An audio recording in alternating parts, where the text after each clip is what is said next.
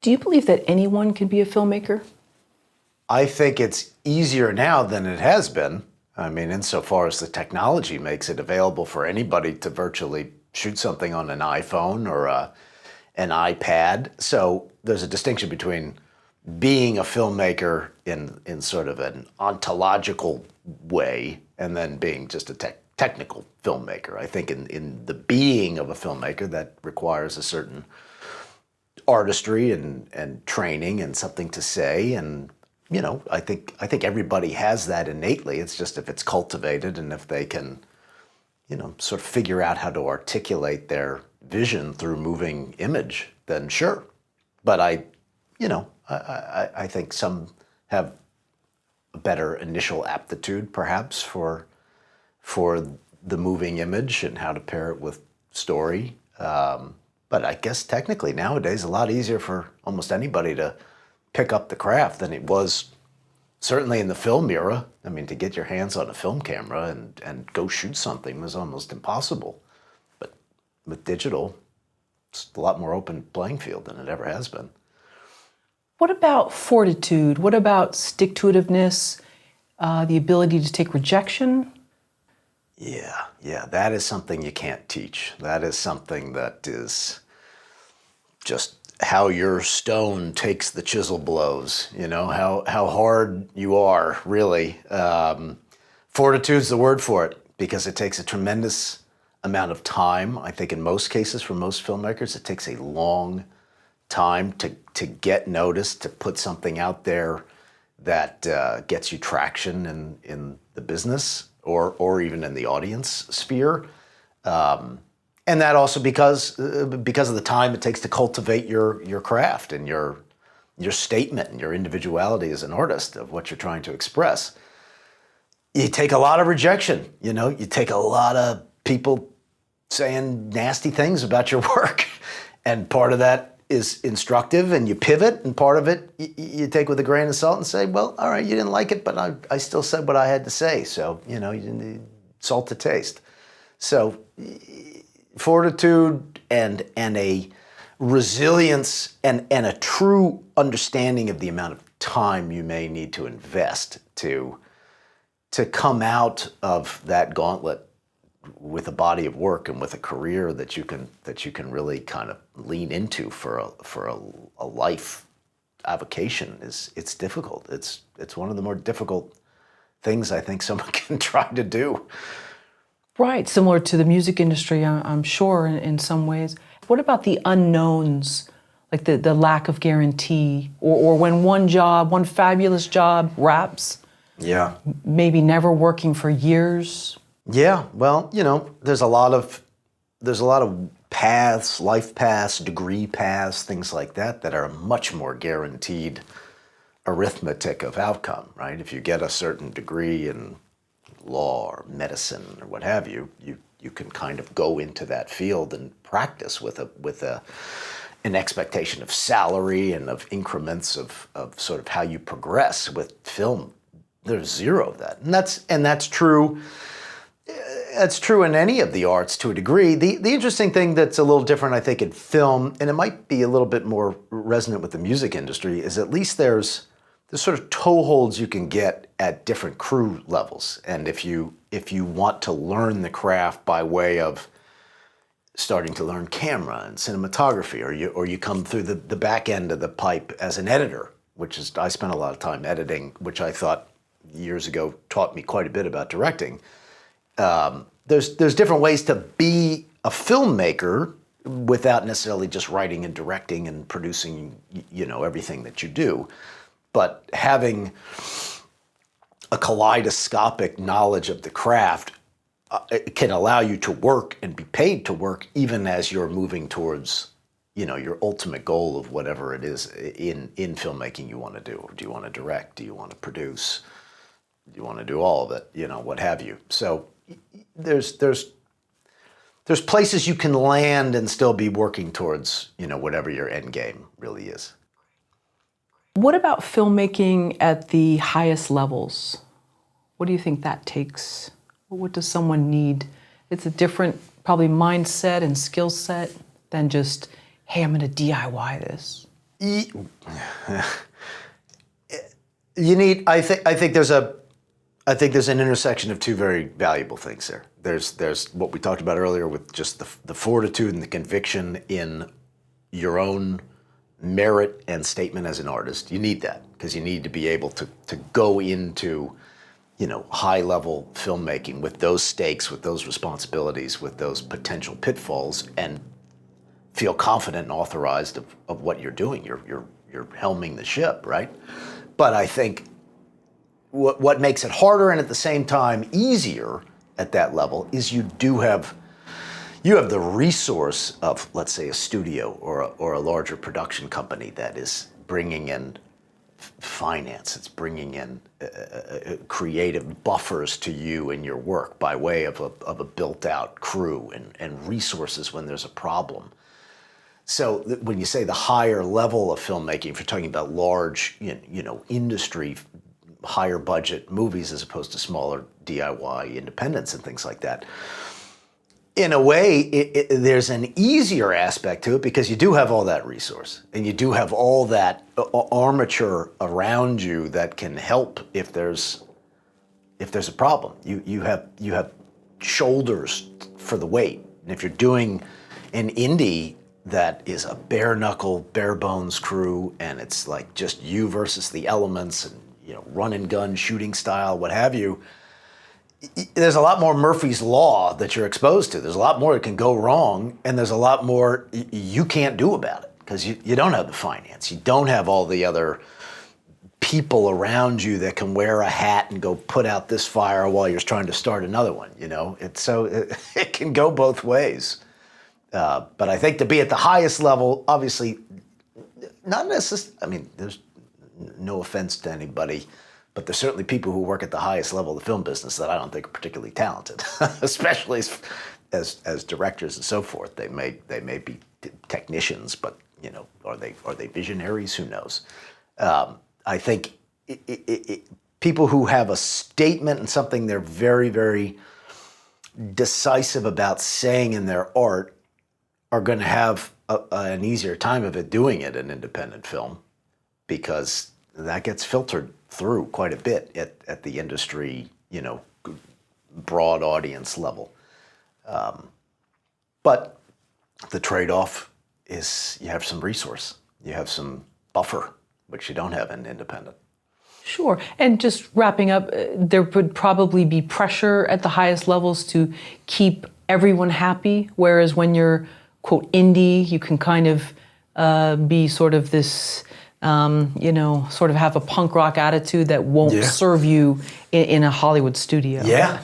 Yeah. Well, I think in the Hollywood studios, especially nowadays, because they're just part of a corporate pie wheel, right? They're just one of the industries that these large multinational corporations have under their umbrella, that the metrics of success are largely financial, right? Did the movie perform well? Did it make its budget back? How much did it make back? Are they going to hire you again because you did well? If the movie tanked, are you ever going to get another job?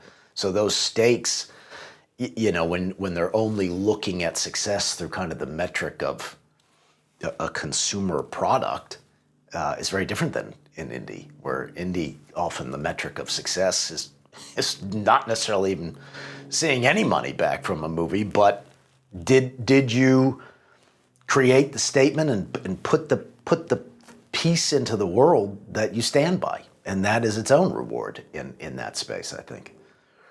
What minimum skill set do you think people need to be a filmmaker? I think the most important skill set, the sort of bedrock skill set for a filmmaker and why it stands alone as such a unique art form is how can you articulate story visually? How can you create a mood through visuals and paired with music often to create an overarching mood? Because the other art forms, whether you're a novelist or you're a painter or so forth, you're dealing with very narrow facets. You're not dealing with this whole prismatic approach to telling a story with sound, with image, with editing. So the bedrock minimum, I think, is you have to have a a visual mindset towards story, because if you have a very literal and very word-based, even though of course screenplay and dialogue they all play in, but if you're a very kind of word associative thinker, you might have a better aptitude in something like writing novels, because it is a visual medium, and so often the most valuable scenes in any given film are the ones that are articulating almost all of their story through visual and through the feeling that comes from the visual. So I think the sort of bedrock prerequisite of a skill set is to be a visual articulator, and how you learn that, whether you start in photography or you shoot things on your phone, or even if you come from pictorial arts and you can figure out what your aesthetic is in conveying information visually, then I think you already come into filmmaking with some of the most important nuts and bolts. Well, just from doing research on you and speaking with you now, I see just an excellent set of communication skills. Okay. Do you think that always translates as well to film? Is that a different mindset, or it's still the same thing?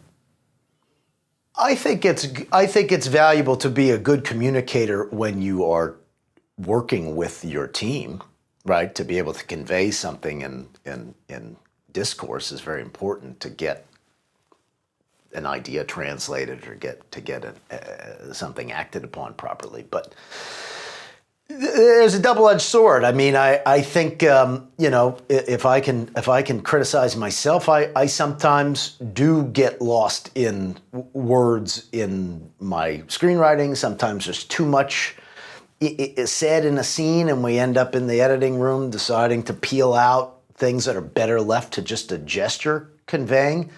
But sometimes when you're in the screenwriting stage, you don't know how it's going to ultimately play visually, right? And sometimes an actor who's great and just invested in their world, they can say what 10 sentences would convey with how they close or open a door, and you don't know that till you see it. So communication is vital when you're dealing with a film crew, because so many people that have to be told so many different things to make it all gel.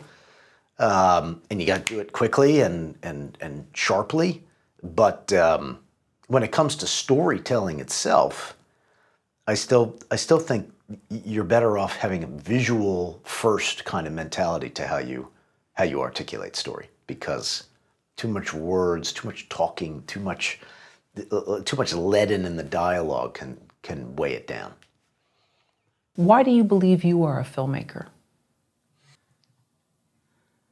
Well, there's two sides to that. It's do I define myself as such, or how did I become what I believe is currently a filmmaker? Which aspect? Oh, maybe both. Okay. I'm sure both will be interesting.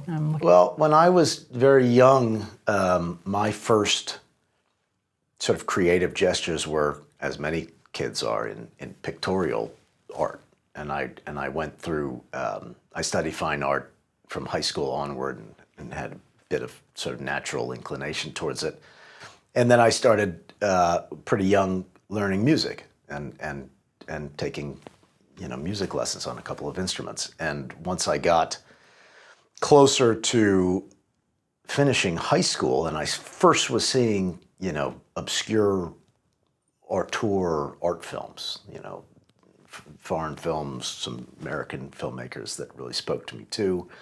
I realized, all right, film is where you put it all together. You get the visual, you get the music, you get the mood flowing through time in a movie like you can't in any of the other art forms. So for me, that set off a trigger of this is how I can put all my interests into one creative basket, even as daunting as trying to find your path doing it might be. But I guess now, jumping ahead to now,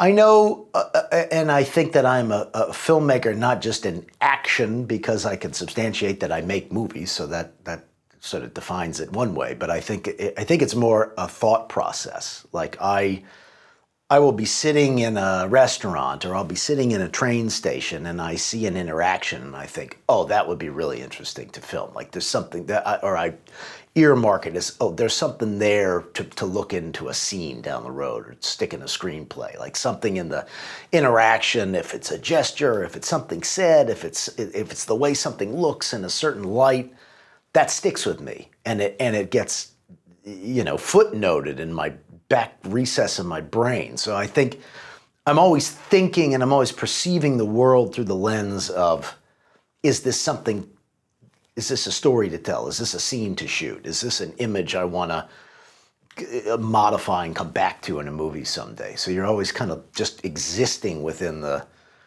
framework of thinking through the medium. And I think that, that might be the better definition of knowing if you're a filmmaker or not. What attitudes about the business when you started out did you have that maybe changed as you went along?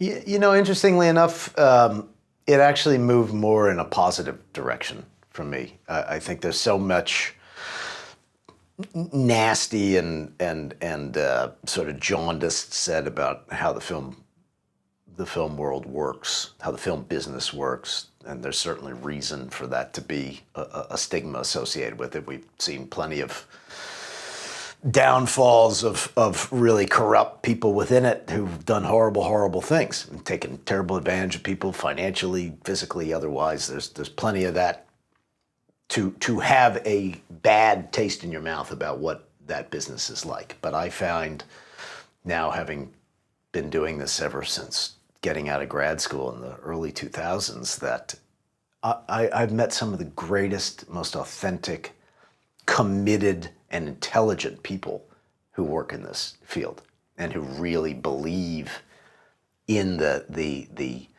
impact that a great piece of cinema can have, and that it's important, and it is. So, I think,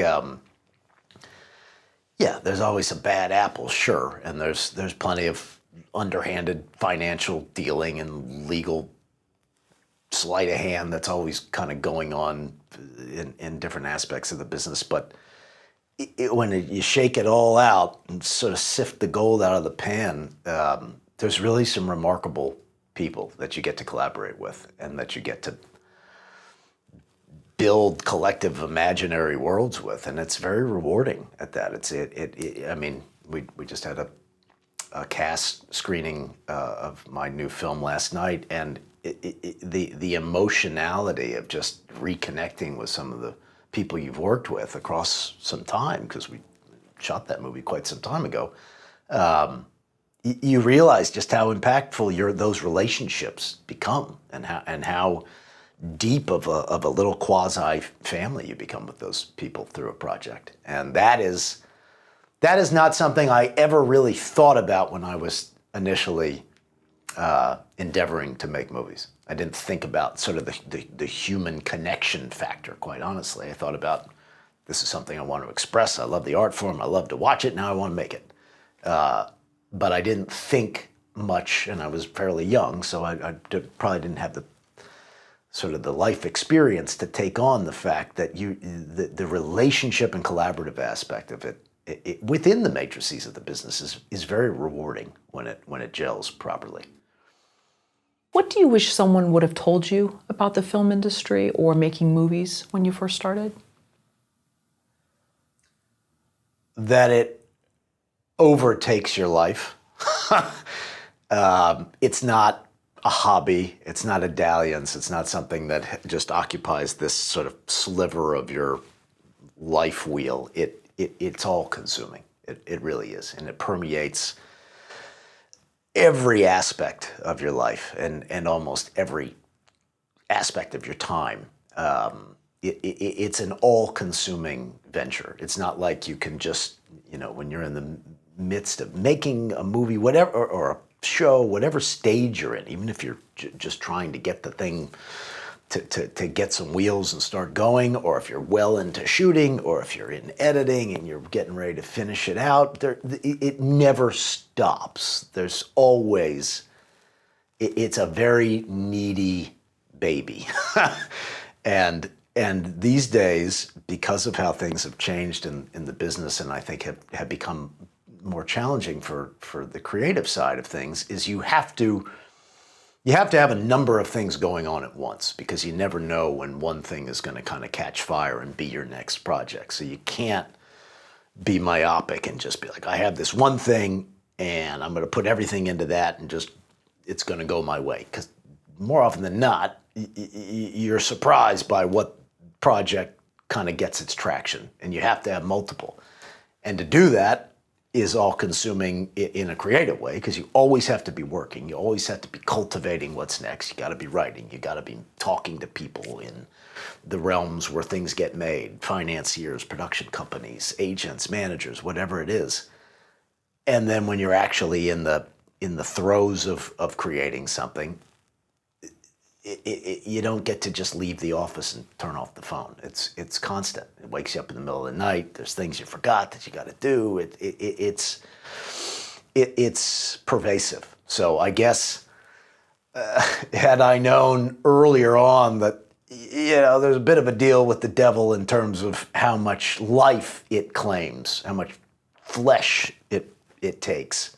But when you get to see something come full born into existence, and it just started as a twinkle of imagination, and now it exists and people can watch it and evaluate it, it's kind of a remarkable thing to bring into the world, and that kind of makes it worth it, I guess.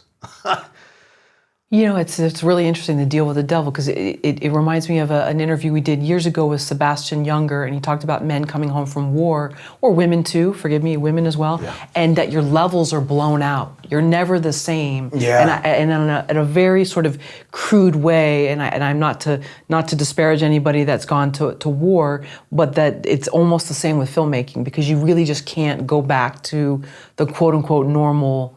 You've sort of been in this weird battle, and you're never it the is same. a battle. I mean, I have heard people describe shoots in such flowery ways, and that they had the most amazing time, and everything went right, and everybody was so wonderful to work with. And listen, I'm more than happy for them to have that experience, but I have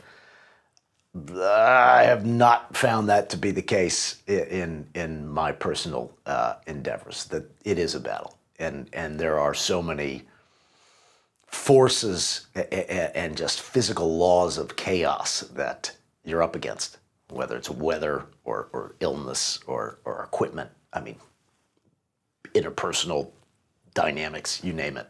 It's fraught. Right.